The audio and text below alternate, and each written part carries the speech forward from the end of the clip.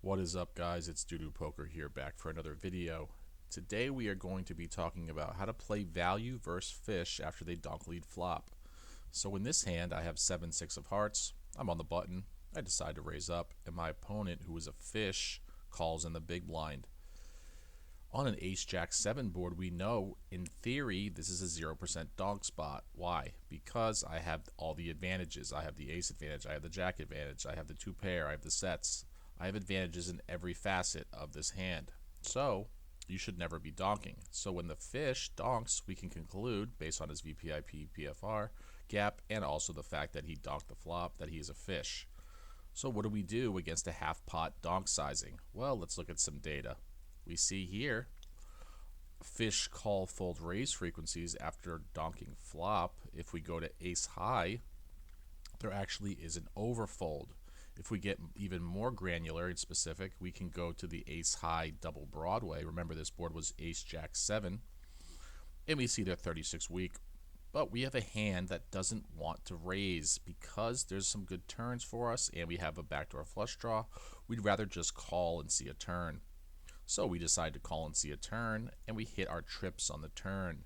Now our opponent decides to check. So we have a decision to make. Should I bet turn here with my trips, or should I check back? Well, let's take a peek at some MDA for fish fold frequencies on the turn after they donk flop. So versus fish, we see this is donk 25. In the actual hand, it was donk 50, but it's the same trend at donk 50. We see there's a huge overfold. So if I bet here, a lot of my opponent's hands are going to be folding. Now, do I want my opponent to be folding when I have trips? No.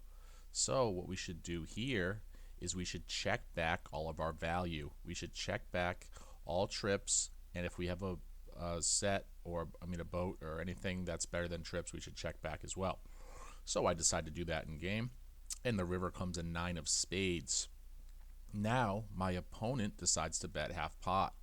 So we have another decision to make. Now we know we should raise here, but we have to think about sizing. What do we know about fish? Let's look at some notes here.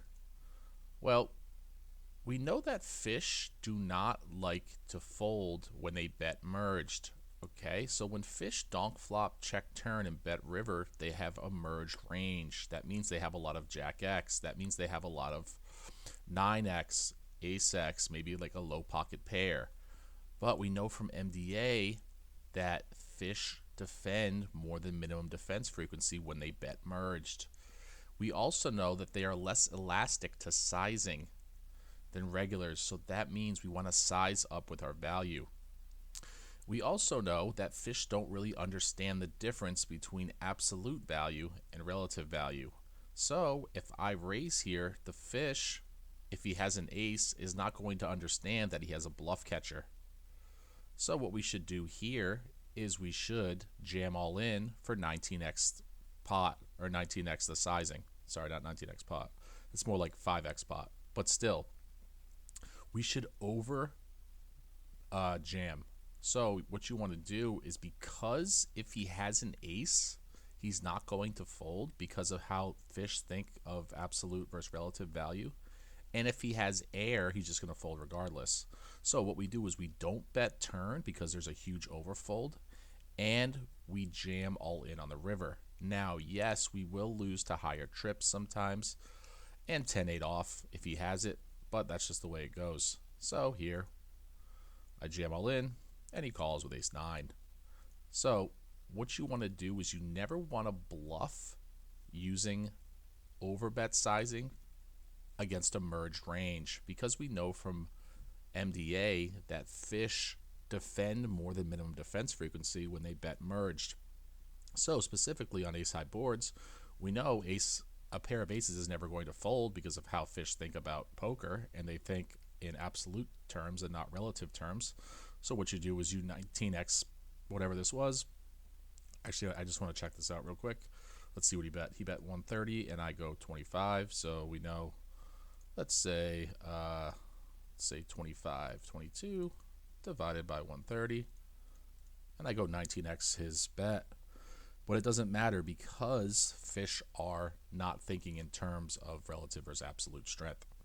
So in the notes, we have that we have to understand we will lose sometimes to 10-8 off, we will lose sometimes to higher trips, but that the all-in size is going to be the most profitable. So the thing to take away here is there is an overfold to a raise on the flop. So if you have air, you can attack ace high boards. On the turn, after they donk flop and they check to you, you do not want to bet with your value because there's a big overfold. And on the river, when they bet, you want to overbet jam with all your value because they're not going to fold ace X. All right, guys, if you enjoyed this, please give me a like. Please give me a subscribe. New video every single day, 9 a.m. Eastern Standard Time. And I will see you in the next video. Take care.